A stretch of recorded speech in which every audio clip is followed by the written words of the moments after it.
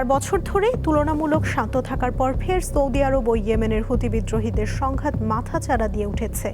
হামলা পাল্টা হামলা চালাচ্ছে দুই পক্ষ। হুতিদের সঙ্গে সৌদির সংঘাত আরও বাড়লে পশ্চিম এশিয়ার আঞ্চলিক উত্তেজনা বৃদ্ধির আশঙ্কা বিশেষজ্ঞদের।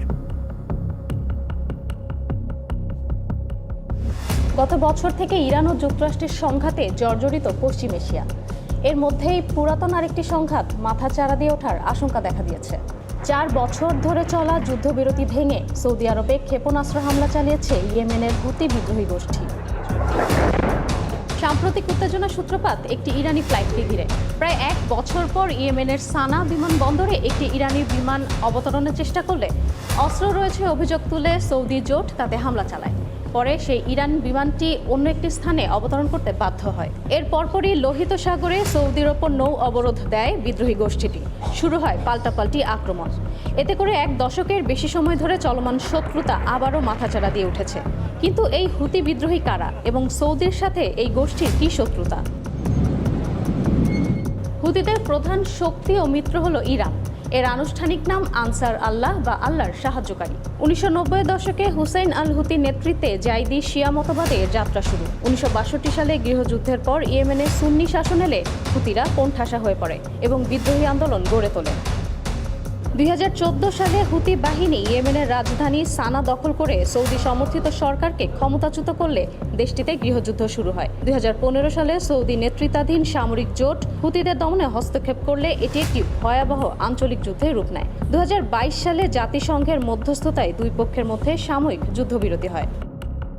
দীর্ঘ 4 বছর ধরে সৌদি আরব ও হুতিদের মধ্যে যুদ্ধবিরতি চললেও মূল সমস্যার সমাধান কখনোই হয়নি। তেল সম্পদের ভাগাভাগি ও ক্ষমতার দ্বন্দ্ব ভেতরে ভেতরে ক্ষোভ বাড়াচ্ছিল। আর এর মধ্যেই আগুনে ঘি ঢেলেছে ইরান ও যুক্তরাষ্ট্রের সংঘাত। ফলে বছরের পর বছর শান্ত থাকার পর আবারও সৌদি আরবের সঙ্গে নতুন এক সর্বনাশা যুদ্ধের ঝুঁকি নিচ্ছে হুতিরা। জাতিসংঘ, ওমান এবং সম্প্রতি পাকিস্তানের মধ্যস্থতায় সংকট নিরসনের চেষ্টা চললেও সমাধানের সম্ভাবনা নিয়ে হতাশা বাড়ছে। এমনকি থামার জন্য হুতিদের কড়া হুঁশিয়ারি দিয়েছেন মার্কিন প্রেসিডেন্ট ডোনাল্ড ট্রাম্পও।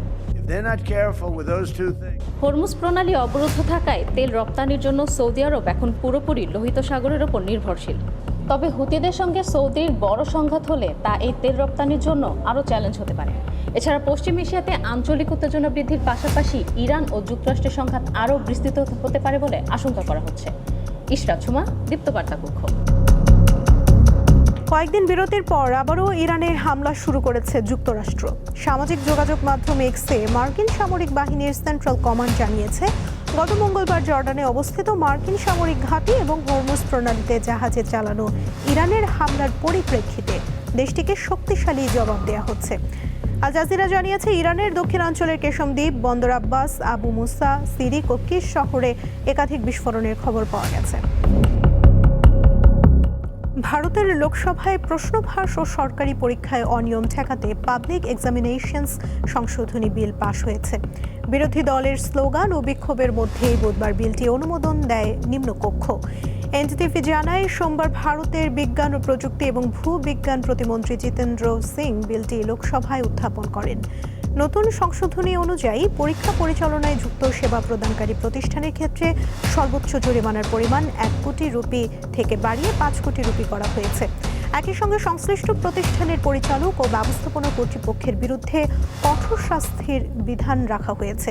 পরীক্ষার দায়িত্বে থাকা কর্মকর্তাদের জন্য শাস্তি আরও কঠোর করা হয়েছে। বাংলাদেশ থেকে কমপক্ষে 3 লাখ রোহিঙ্গা শরণার্থীকে ফিরিয়ে নিতে রাজি হয়েছে মিয়ানমার। বুধবার এক অনুষ্ঠানে বক্তব্য রাখার সময় এ তথ্য জানান মালয়েশিয়ার প্রধানমন্ত্রী আনোয়ার ইব্রাহিম। এছাড়া মালয়েশিয়া থেকেও 5,000 রোহিঙ্গাকে ফিরিয়ে নেবে মিয়ানমার। স্থানীয় সংবাদ মাধ্যম ফ্রি মালয়েশিয়া টুডের বরাতে তুর্কি বার্তা সংস্থা আনাদোলু জানিয়েছে, এই চুক্তিকে দীর্ঘদিনের রোহিঙ্গা শরণার্থী সংকট সমাধান এবং মালয়েশিয়ার আইনশৃঙ্খলা পরিস্থিতি বজায় রাখার ক্ষেত্রে একটি প্রথম পদক্ষেপ হিসেবে বর্ণনা করেছেন আনোয়ার ইব্রাহিম। তবে এই প্রত্যাবাসন প্রক্রিয়ার নির্দিষ্ট কোনো সময়সীমা উল্লেখ করেননি তিনি। আনোয়ার ইব্রাহিম জোর দিয়ে বলেন, এই আঞ্চলিক শরণার্থী সংকটের একটি দীর্ঘমেয়াদী সমাধানের লক্ষ্যে মিয়ানমারের সঙ্গে আলোচনা অব্যাহত রাখবে মালয়েশিয়া।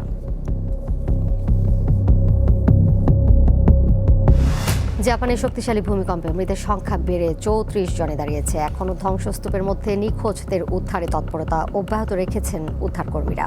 প্রায় 9,000 বাস্তুচ্যুত মানুষ আশ্রয়কেন্দ্রে অবস্থান করছেন। তবে তীব্র তাপপ্রবাহে আশ্রয়কেন্দ্রে চরম দুর্ভোগ দেখা দিয়েছে, বাড়ছে হিটস্ট্রোকের ঝুঁকি। মঙ্গলবার জাপানের দক্ষিণ পশ্চিমাঞ্চলের কিউশু দ্বীপে 7.1 মাত্রার ভূমিকম্প আঘাত হানে। এতে শত শত বাড়িঘর, বিদ্যুৎ লাইন ও অনেক স্থাপনা ক্ষতিগ্রস্ত হয়। মূল ভূমিকম্পের পর এখন পর্যন্ত 100টিরও বেশি আফটার শক রেকর্ড করা হয়েছে। 3 দিনের সরকারি সফরে দুপুরে ঢাকায় পৌঁছানোর কথা রয়েছে যুক্তরাষ্ট্রের দক্ষিণ ও মধ্য এশিয়া বিষয়ক বিশেষ দূত সার্জিও গরের। সফরকালে প্রধানমন্ত্রী তারেক রহমান ও পররাষ্ট্রমন্ত্রী খলিলুর রহমানের সঙ্গে বৈঠক করার কথা রয়েছে। পাশাপাশি বিভিন্ন রাজনৈতিক দলের নেতা, পেশাজীবী এবং নাগরিক সমাজের প্রতিনিধিদের সঙ্গে মতবিনিময় কর্মসূচি রয়েছে তার। সফরের অংশ হিসেবে তিনি কক্সবাজারে রোহিঙ্গা শরণার্থী শিবির পরিদর্শন করবেন। ধারণা করা হচ্ছে সার্জিও গরের ঢাকা সফরের অন্যতম প্রধান উদ্দেশ্য বাংলাদেশের বর্তমান পররাষ্ট্রনীতির অগ্রাধিকার এবং ঢাকা ওয়াশিংটন সম্পর্কের ভবিষ্যৎ দিক নিয়ে আলোচনা করা। সাম্প্রতিক আঞ্চলিক কূটনৈতিক তৎপরতার পরিপ্রেক্ষিতে বাংলাদেশের কৌশলগত অবস্থান সম্পর্কে স্পষ্ট ধারণা নিতে আগ্রহী যুক্তরাষ্ট্র। এছাড়া বাংলাদেশ ভারত সম্পর্কও আলোচনার গুরুত্ব পেতে পারে।